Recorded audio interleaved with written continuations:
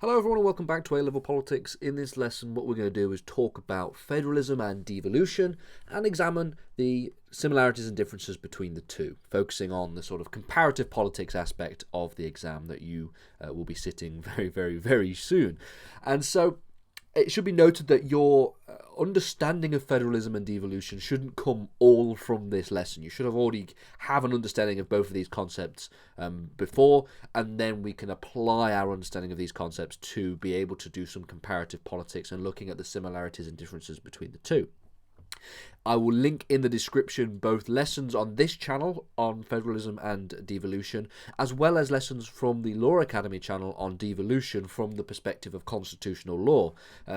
If you want to go a little bit further and look at devolution in a little bit more detail, bear in mind that obviously those lessons are aimed towards both A-level law students, but mainly towards law students at an undergraduate university level. So if it feels like a little bit too much information or too much to take on, then that's the reason why. But if you are feeling like you want to stretch yourself and push yourself and examine more, I'll link them all in the description below. So, in this lesson, like I said, we're going to look at the similarities and differences between the two constitutional frameworks of federalism and devolution. We'll very quickly define both of these two concepts, and then we will look and just go straight into looking at similarities and differences. So, as an introduction, federalism can be defined as a mode of government where we have a distribution of power on a vertical basis between a central government, sometimes referred to as a federal government, as well as regional political systems as well, or regional governments, or state governments if we're talking about the context of the United States, which we are. That's a basic understanding and a basic definition of what federalism is. We know that from the lessons that we've done on the US Constitution, that not only does power exist separately at a horizontal level between the different areas of the federal government, between the presidency, Congress and the Supreme Court, for example, but it also exists on a vertical basis between the United States' federal government as well as state governments, and even as well as local governments within those states as well.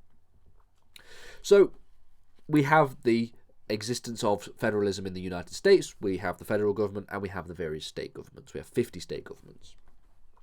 Devolution, on the other hand, is defined as, or could be described as, the statutory delegation of powers from a central government to governments at a subnational level.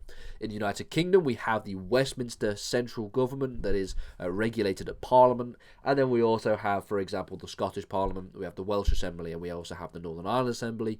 And one that is very little that people don't really touch on very much is we have an assembly in London as well. So both appear to have somewhat of a limiting power when it comes to the central government. They seem to both limit the power of the central government in different ways, or at least in some ways delegate some powers away from the central government to regional institutions instead. And this really does touch on some of the similarities. On the one hand, at a glance, one may be inclined to suggest that both of these systems are very similar. They both, for example, have the characteristics of allowing regional institutions to govern policy in certain policy areas. So, in the United Kingdom, we have various acts of parliament that have delegated powers away from Westminster and put them in the hands of the Scottish Parliament, for example, or the Welsh Assembly, for example. In the United States, we have the federal government, and we also have powers that are delegated by the US Constitution, by the 10th Amendment, to the state governments. And we'll talk about the 10th Amendment in a little bit. Some of these powers include things like local taxation, powers over transport, powers over education, whereas we also have some powers that are reserved for the central government or the federal government, and these include powers relating to, for example, foreign policy, nuclear policy in a lot of cases, and a lot environmental policies in some examples as well, in some circumstances, etc., etc. Both systems are similar in the sense that they allow greater freedom of politics. Now, what I mean by this is, because we are able to delegate away and we're able to have these political institutions at regional levels, it means that there can be different types of politics in different areas of a particular country. And the best example of this is obviously by looking at the United States. In the United States, currently, we have a Democratic president. We have a Democrat in office, that being Joe Biden. We also have a Democrat-controlled Congress for now, until maybe the midterms later this year change that. And we have progressive legislation being passed into law and policy agendas that would be described as sort of liberal, left-leaning, progressive.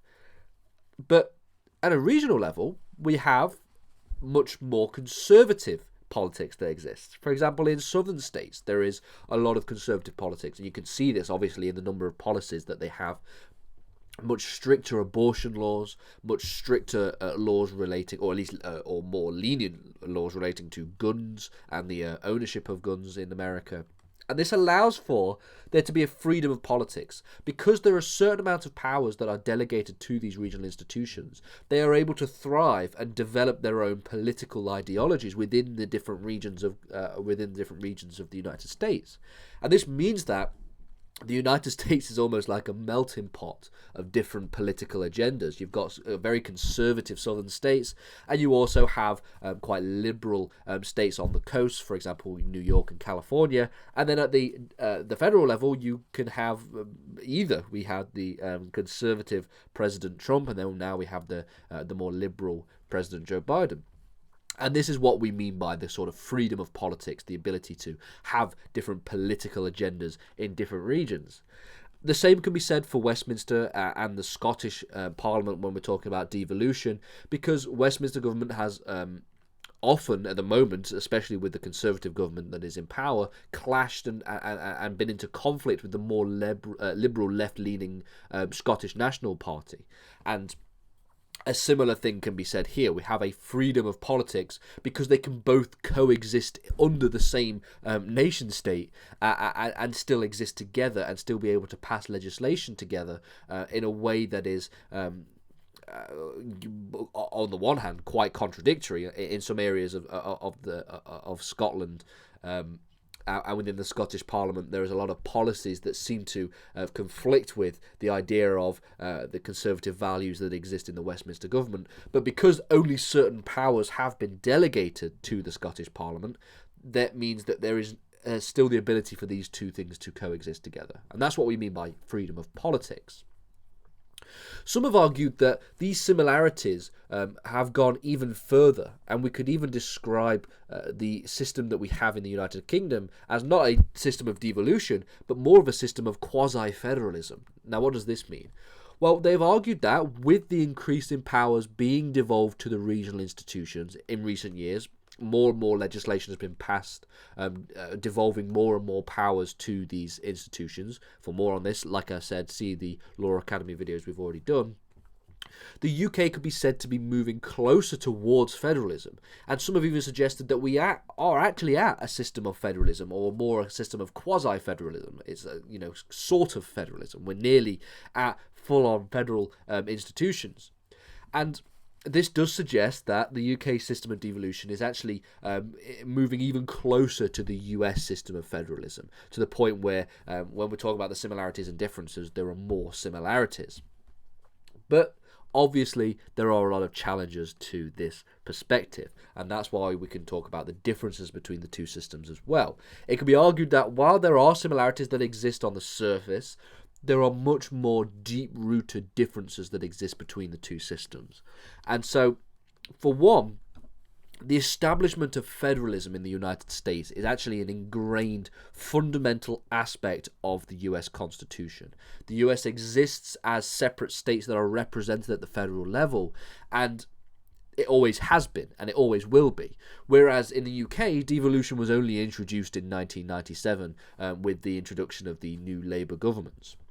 So we can see that, and especially if you look at the history of the United States, and you look at how the United States broke off from the sort of colonial strictures that existed with the British Empire, and then we have the Revolutionary War, and then we have the formal establishment of the United States, you can see that this sort of tussle, this sort of back and forth argument between having these states existing separately, even as separate countries, versus having them all represented together in one state, in a United States, this something that existed in the very founding of the United States and the very founding of the US Constitution.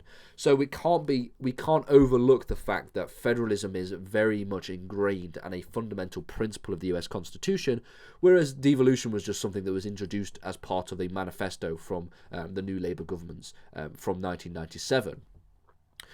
Another difference is the fact that even though there are delegated powers under the system of devolution that we have, these are delegated by Parliament, by parliamentary statute, under the will of Parliament. Since there is no codified constitution, we have no higher entrenched laws that will protect these delegated powers, that protect devolution from a Parliament that wants to decide to reform. If Parliament can grant these powers, they can legally just as easily take them away. And this is obviously something that you can then reference the principle of parliamentary sovereignty. Parliament is sovereignty to make and unmake any law it so chooses in all of the regions of the United Kingdom, in both, in England, in Wales, in Northern Ireland, in Scotland. They could just as easily take away all the powers of the Scottish Parliament if they wanted to and they voted to. Now, of course, that is legally the case. If we're talking about politically, it would be very, very unpopular for a Parliament to do such a thing. So there's almost a little bit of power restricted by Parliament, in the sense that it would be very democratically disastrous for Parliament to do such a thing itself. But legally, they can do whatever they want.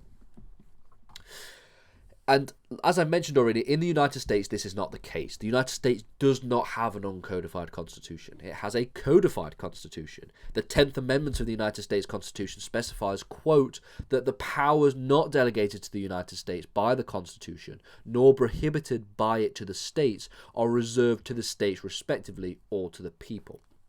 This is arguably the last amendment of the Bill of Rights, and it reserves all of the powers that have not been mentioned already to the states. And this is a fundamental principle of the US Constitution. In order to change this aspect of the US Constitution, if the United States government wanted to take away the powers of the states, okay, and to make it a bit more like the United Kingdom, they would have to pass a constitutional amendment. And to pass a constitutional amendment, they would need broad support in Congress, but more importantly, they would need 3/4 support from the state legislatures. So obviously that's never going to happen.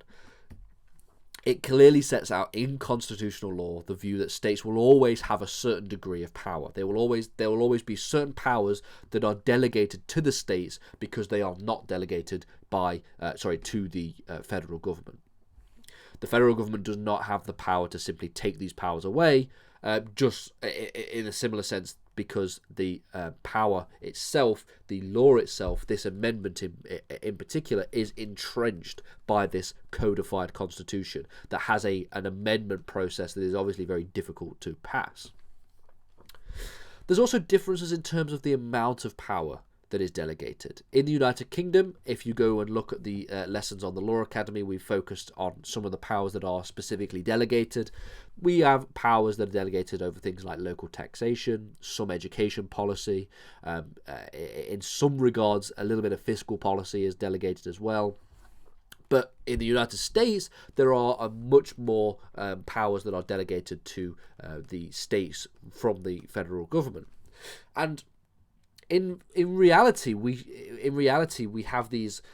The language that is used is a little bit misleading, in my opinion, because in reality, the United States federal government isn't delegating power to the states. The states are reserving powers and they're almost delegating other powers to the federal government. The states existed before the federal government, and so that could be another difference that you could work into an essay as well. It's to the point where there are many conflicts that exist between federal law in the United States and state law in the United States. And people who sort of exist in a sort of weird grey area between the two. One amazing example for this is obviously the law on marijuana usage in the United States. In some states, namely California, for example, marijuana usage is legal. In some states, it's legal for only medicinal purposes. In some states, it is illegal. And at the federal level, it is illegal. So we have this example where we have it being legal under state law but illegal under federal law. So somebody in a state where it is legal is operating both within the law for within that particular state, but is also operating outside of the law when it comes to the federal government. So that's quite an interesting little distinction that you can have there. And those are the main similarities and differences that we can talk about. There are obviously others, and the more you get a better understanding of federalism and devolution separately, the more similarities and differences you're going to be able to draw between the two. So I would recommend you not use this video only as your revision on this particular subject.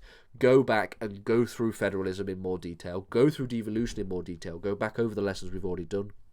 Go and look at the lessons on the Law Academy as well for more detail if you're feeling brave and want to go into more detail, and that's effectively going to make your understanding of this subject much more broad.